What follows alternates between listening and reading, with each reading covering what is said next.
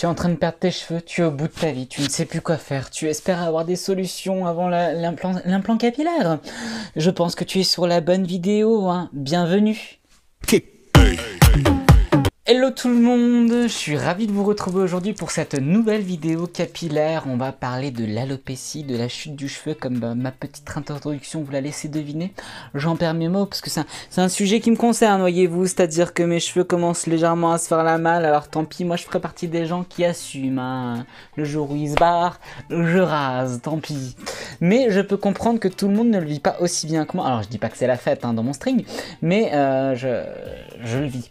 Donc je vais vous expliquer plein de choses parce qu'en fait je vois tellement de choses passer sur les réseaux sociaux qui m'agacent énormément. De la poudre de perlimpinpin comme dirait notre cher président qu'on vous vend à des sommes astronomiques absolument ridicules, des sprays pour densifier votre cheveu, de la merde, hein. Je vais tout de suite casser le mythe, c'est de la merde et je vais vous expliquer pourquoi, comment, qu'est-ce qui marche, qu'est-ce qui ne marche pas, qu'est-ce qu'on peut faire de manière gratuite qui vous coûte pas un rond. Donc voilà, cette vidéo va remettre un petit peu les pendules à l'heure sur tous ces gens qui vous vendent des produits densifiants qui sont, comment dirais-je, aussi efficaces que... En fait, j'ai pas de comparaison, mais qui sont aussi efficaces que rien du tout en fait. Donc je vais déjà vous expliquer comment ça marche l'alopécie tout simplement. Alors l'alopécie, alors déjà comment fonctionne le cheveu. Alors moi c'est mes cours de coiffure là qui parlent, je me suis fait quelques petites notes parce que ça date un petit peu quand même. 13 ans. Mais alors on a trois phases dans la pousse du cheveu. Donc on a la phase, alors que je ne parle pas, la anagène. Donc la anagène c'est la phase, la naissance c'est la pousse du cheveu. Donc la anagène elle dure entre 2 à 6 ans. Moi dans mes souvenirs de cours c'était 7 ans. Après j'ai regardé plusieurs infos, il dit jusqu'à 6 ans. Voilà. Bref, il faut savoir qu'on a 25 cycles pilaires. 25 cycles de pousse du cheveu par rapport à un bulbe de cheveux, hein, d'accord? Donc c'est à dire que notre cheveu quand il chute, il repousse 25 fois. Donc si on fait le calcul, vu que notre phase de pousse et de vie du cheveu est de 2 à 6 ans, donc au maximum si tout se passe bien 6 ans, 6 fois 25, je vous laisse faire le calcul. Donc on est à 150 ans. Normalement on a 150 ans de cheveux sur la tête. Donc logiquement on devrait avoir des cheveux jusqu'à la fin de notre vie, mais il y a des choses qui font que non. Bref, je vous explique comment ça se passe. Donc il y a la phase anagène qui dure de 2 à 6 ans, ensuite il y a la phase catagène qui dure de 2 semaines. Donc la phase catagène, c'est tout simplement la phase où le bulbe se décroche du cheveu et où le cheveu tout simplement va être poussé par la phase télogène, enfin où il va rentrer en phase télogène. Donc la phase télogène elle dure de 2 à 6 mois. Donc une fois que le bulbe il commence à se détacher, la phase télogène c'est tout simplement la mort du cheveu. Donc la mort du cheveu ça dure de 2 à 4 mois et donc cette mort du cheveu c'est tout simplement le temps que le cheveu soit poussé par le nouveau cheveu derrière et qui chute tout simplement. Et s'il n'est pas poussé par un nouveau cheveu, il chutera quand même au bout d'un moment, mais là c'est moins marrant s'il n'y a pas d'autres cheveux qui arrivent derrière. Voilà, donc ça c'est un petit peu comment votre cheveu fonctionne. La phase télogène, en fait, elle est importante les 2 à 4 mois parce que souvent, je ne sais pas si vous voyez les cures capillaires, et là où c'est juste, même si vous allez chez un dermato, les cures capillaires ou les trucs à manger, les compléments alimentaires, parce qu'effectivement, ce qui se passe à l'intérieur, ça peut influer hein, sur le cheveu, la force, la pousse, le bulbe, tout ça. En fin de compte, il faut, si vous voulez, faire une cure de 3 mois. Pourquoi? Parce que c'est les 3 mois où le nouveau cheveu se prépare et où le nouveau cheveu va sortir. Donc c'est ce cheveu-là qu'on va traiter et c'est ce cheveu-là où on va faire en sorte à ce qu'il soit plus fort, à ce qu'il tienne mieux sur notre tête. Donc les cures de 3 mois, en fin de compte, c'est pour préserver ces cheveux-là. Voilà. Les causes de l'alopécie, parce que ça c'est assez important. Alors il y a plein de causes les amis. Alors il y en a une où on peut absolument pas influer dessus, c'est moche, c'est la vie, c'est l'hérédité. Merci papa. Voilà. Du coup voilà, quand il y a de l'hérédité qui rentre en compte, alors c'est pas une fatalité, mais l'hérédité en tout cas c'est un facteur qui fait que tu t'y échapperas pas forcément. Ensuite, il y a l'hygiène de vie, le sommeil, la cigarette, la nourriture, le sport, tout ça, c'est une hygiène de vie, vraiment. Il y a la circulation sanguine, ça c'est quelque chose sur lequel on va pouvoir agir ensemble aussi, la circulation sanguine. Alors pour tous ceux qui ont une très mauvaise circulation sanguine et qui ont une chute de cheveux un peu plus importante, il y a peut-être un élément de réponse. Moi c'est mon cas, je sais que la circulation sanguine... il joue beaucoup, j'ai les pieds et les mains extrêmement froides, j'ai une très mauvaise circulation sanguine. Du coup, j'ai fait quelques petits trucs pour changer les choses. pour ralentir les choses. Parce que bien sûr, une fois qu'on commence à rentrer dans le cycle de vos cheveux se barrent, on peut ralentir les choses, voire les stopper si on a vraiment beaucoup de chance. Mais alors par contre, revenir en arrière, faut arrêter de croire à la magie. Hein. C'est-à-dire que la magie, c'est sur Netflix, c'est sur Disney, mais c'est pas sur tes cheveux. Hein. Faut pas trop y croire, c'est pas bien, tu te fais du mal. Vraiment, tu te fais du mal. Donc du coup, ce qui est important de comprendre, c'est que voilà, donc l'hérédité, ça on peut pas y faire grand chose. Par contre l'hygiène de vie, bien sûr que si, hein, l'hygiène de vie, moi j'étais fumeur pendant 15 ans, j'ai arrêté de fumer, j'avais 30 ans, vraiment j'ai commencé à perdre mes cheveux vers l'âge de 28 ans où j'ai vu vraiment une grosse différence. Alors là j'ai le brushing de la mort, je suis coiffeur donc j'ai envie de vous dire que forcément vous dites oh il a des cheveux, qu'est-ce qu'il raconte, mais je vous assure que non, plus tant que ça, hein, vraiment je vous montre l'envers du décor, mais plus tant que ça. Mais je m'en plains pas pour l'instant. Si ça reste comme ça me va. Donc pour vous dire, vers l'âge des 27-28 ans, j'ai commencé à avoir une grosse chute de cheveux. Alors beaucoup de stress. C'était une période très stressante pour moi. Très fatigante. Beaucoup de choses dans ma vie personnelle. Manque de sommeil. Manque d'hygiène de vie. Beaucoup d'apéros. Beaucoup de malbouffe. Beaucoup de clopes. Voilà tout ce qui fait que mes cheveux à un moment donné ils m'ont dit salut quoi. Hein. Tout comme ma rosacée par la même occasion. Bref, donc du coup, j'ai décidé de changer ça vers les 30 ans, donc j'ai arrêté de fumer. L'arrêt de la cigarette a fait énormément, vraiment énormément sur ma chute de cheveux. J'ai vu vraiment une réelle différence au niveau de mon oreiller, ça c'est important. Il faut savoir, et du coup voilà, après il faut savoir qu'il y a plusieurs chutes de cheveux. Il y a des chutes de cheveux normales, on peut perdre entre 60 et 100 cheveux par jour, ça varie hein, selon l'état de fatigue, c'est tout à fait normal. Par contre quand on commence à passer notre main dedans et qu'on voit des touffes de cheveux qui tombent, ça c'est moins bon, hein, faut aller chez un dermato. Et encore une fois, je ne suis pas médecin, hein. La personne la plus à même de vous conseiller par rapport à votre propre cas, c'est le dermatologue. Il y a aussi l'hygiène capillaire qui rentre énormément en ligne de compte. Il peut exister des alopécies séboréiques. Les alopécies séboréiques, alors là pour toutes celles qui font des cures de sébum, hein, je vais vous faire déchanter vite fait bien fait. Donc l'alopécie séboréique, en fin de compte, c'est quand votre cheveu il est dégueulasse, bourré de gras, que le bulbe étouffe dans son gras et que du coup le cheveu meurt, que le bulbe meurt et que du coup vous avez une chute de cheveux. Ça c'est dû à un cheveu trop gras. Donc quand les coiffeurs vous disent non mais il faut absolument, et je suis coiffeur donc je sais de quoi je vous parle, il faut absolument vous laver les cheveux qu'une fois par semaine parce qu'il existe encore ces gens-là. Quand ton cheveu il est gras, tu le laves, point barre, hein, c'est la seule vérité que tu dois entendre. Alors effectivement, si tu arrives à espacer au moins tous les 2-3 jours, tous les 2 jours, c'est le max normalement qu'il faudrait faire, sincèrement. Après si tu arrives à espacer plus au fur et à mesure, mais sans laisser ton cheveu pourrir de gras, tant mieux, parce que plus tu espaces, moins ils seront gras. Mais par contre, s'ils sont gras dégueulasses, tu les laves, hein, c'est préférable, parce que comme dit l'alopécie séborique, ça craint, vraiment c'est pas top, et là du coup c'est de ta faute, c'est dû à ton hygiène, hein, on s'est compris. Ensuite, il y a l'alopécie tout simplement, du coup l'hygiène de vie, ça je l'ai dit, et la circulation sanguine. Alors la circulation sanguine, je vais vous donner un petit tips. Très simple, quelque chose qui vous coûte pas un rond, et qui sera valable d'ailleurs si vous appliquez certaines lotions qui marchent. Il y a certaines lotions qui marchent pour ralentir les choses, fortifier le cheveu, mais on redonne pas du cheveu, il n'y a pas de formule magique, hein, à part les cheveux qui étaient en phase de pause. Donc la phase de pause, hein, c'est la phase télogène, c'est la phase où justement le cheveu il est en train de tomber et que l'autre est en train d'arriver. Donc là on peut un peu accélérer les choses et sur le coup redonner un petit peu de densité, mais c'est des cheveux qui seraient de toute façon sortis, hein, qu'on s'entende bien. C'est tout simplement le massage du cuir chevelu, c'est extrêmement important. Alors déjà le sport pour la circulation sanguine c'est très important. Moi depuis que je cours j'ai vu une nette différence. C'est-à-dire que cette masse capillaire, ça fait depuis que j'ai 29 ans qu'elle n'a pas bougé. C'est ni pire, ni mieux, ça n'a pas bougé. Depuis que je fais tout ça, vraiment, ça marche bien. Donc voilà, c'est tout simplement de se masser le cuir chevelu 30 secondes, 1 minute par jour. Avec ou sans shampoing. Vraiment, bon là je fais mon brush, ça me fait chier. Mais vraiment, pas avec le bout des doigts, mais vraiment, vous voyez, alors je vous montre, pas avec le bout des doigts, avec le plat des doigts, vraiment, vous voyez comme ceci. Quand vous faites votre shampoing, ou quand vous faites votre... quand vous vous massez tout simplement, ou quand vous mettez une lotion le matin, ou peu importe, vraiment ce qui est important, vous voyez, c'est de décoller la peau, vraiment de la faire bouger, cette petite popo, de vraiment décoller, c'est-à-dire que du coup, on va pas exciter la glande sébacée, parce qu'en frottant, on excite la glande sébacée et du coup, on fait graisser le cheveu. Non, là, on va activer la circulation sanguine. Alors déjà, ça fait un bien fou, parce que le crâne, c'est quand même ce qu'il y a de plus innervé hein, sur notre corps. Donc vraiment, ça détend de folie, ça fait vraiment un bien fou. Par la même occasion, ça va vraiment augmenter l'afflux sanguin, donc une meilleure nutrition du bulbe de votre cheveu. Donc du coup, un cheveu qui va chuter moins vite, qui va être plus fort, qui va être plus sain. Et ça fait du bien pour tout. Et surtout, ça coûte peanut. Vraiment, ça coûte peanut. Voilà, donc ça c'est pour la solution. Donc j'ai oublié de vous dire que là on est rentré dans la voie des solutions hein, pour ralentir les choses. Et alors il y a un autre traitement qui existe que les dermatos vont vous conseiller et c'est l'une des seules choses qui marche vraiment.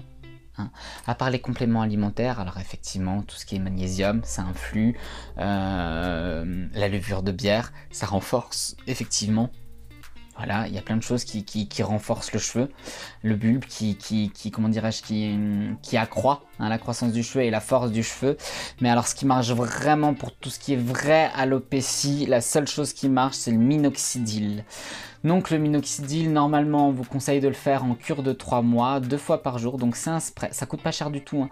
C'est 20 balles les 3 fioles. Normalement, les 3 fioles, ça vous fait les 3 mois de cure. C'est rien d'excessif. Excite hein, les cures à 60, 100 balles, 200 balles de produits qui coûtent la peau du fion, hein, Kerastase et compagnie, Redken, peu importe. Et je travaille pour ces marques-là. Hein, mais là, pour le coup, ça m'excite assez le B-News hein, de voir ce genre de propagande absolument fausse. Alors on peut effectivement, on peut tonifier le cheveu, on peut le rendre un peu plus épais sur ce qui est dehors parce que ça va le galber, que ça va l'enrober, ci et ça. Par contre pour la pousse du cheveu, la seule chose qui est réellement prouvée, c'est le minoxidil. Donc le minoxidil, normalement, c'est 2 fois par jour. Avec un massage de cuir chevelu comme je vous l'ai montré. Ce minoxidil, il existe en 2,5 et en 5%, hommes et femmes. Le moins dosé c'est pour les femmes, enfin moi je conseille même aux femmes de prendre le 5. Voilà, si vous avez une grosse chute de cheveux ça peut pas faire de mal. Moi personnellement c'est quelque chose que je fais à l'année. Je le fais pas 2 fois par jour personnellement, mais je le fais tout simplement, tous les matins je me mouille les cheveux pour me coiffer, donc tous les matins je mets 2-3 coups de spray sur le dessus de mon crâne parce que c'est là où je perds essentiellement mes cheveux. Je massouille, j'aime bien parce que ça a tendance à gainer, à donner du volume à mon cheveu, donc c'est ce que je cherche. Donc pour un homme c'est extrêmement simple parce que quasiment tous les hommes qui se coiffent le matin on se remouille les cheveux, donc c'est assez facile. Pour les femmes c'est là où c'est un peu plus contraignant quand on fait une cure comme ça, c'est un peu chiant parce que ça peut un petit peu crisper le cheveu, ça peut être désagréable pour les gens qui font des brushings, de devoir à chaque fois retravailler son cheveu derrière. Donc c'est pour ça que moi j'ai plein de clientes à qui je le conseille et où elles voient une nette différence. Au lieu de le faire tous les jours, ben, elles le font tous les 2 jours quand elles font leur shamp, parce que ces femmes-là souvent font un shampoing tous les 2 jours parce que le minoxidil ça a quand même un effet sur le cheveu, tu le sens. Mais elles le font pareil hein, sur l'année. Et vraiment le fait de le faire sur l'année, ça va vraiment permettre que chaque phase du cheveu, donc chaque phase catagène, parce que tous vos cheveux ne sont pas en phase catagène en même temps. Hein. Donc la phase catagène, c'est la phase la phase télogène, pardon, c'est la phase de pose du cheveu et la phase où le cheveu va repousser, donc la phase anagène, parce que c'est un cycle. Donc voilà, la phase télogène, c'est vraiment la phase où le cheveu est en train de se préparer à l'intérieur pour repousser, voilà. Donc le fait de mettre ce traitement, quand c'est dans cette phase-là, ça va vraiment permettre à ce qu'il pousse, à ce qu'il sorte plus vite, à ce qu'il pousse plus fort et un peu plus épais. Voilà, c'est ça que ça peut faire. Par contre, si tu as déjà des trous dans tes cheveux de partout et que tu mets ça, j'ai envie de te dire, tu vas ralentir l'inéductable. Et si tu as plein de trous dans tes cheveux, que tu as des tempes qui t'arrivent jusqu'à là, ou qu'à la rigueur, tu dois mettre l'est vers l'ouest hein, pour cacher la misère, un peu de dignité, rase-toi la tête. Ce sera plus simple. Ensuite, la dernière solution, par contre, si comme moi, voilà, tu as encore tous tes cheveux, hein, parce que c'est mon cas, tu as encore tous tes cheveux, mais ils se sont affinés et tu as envie de préserver le plus longtemps que possible ce que tu as, c'est le moment coco, hein, ou cocotte, hein, c'est le moment de s'y mettre, hein, c'est pas quand c'est foutu qu'il faut le faire.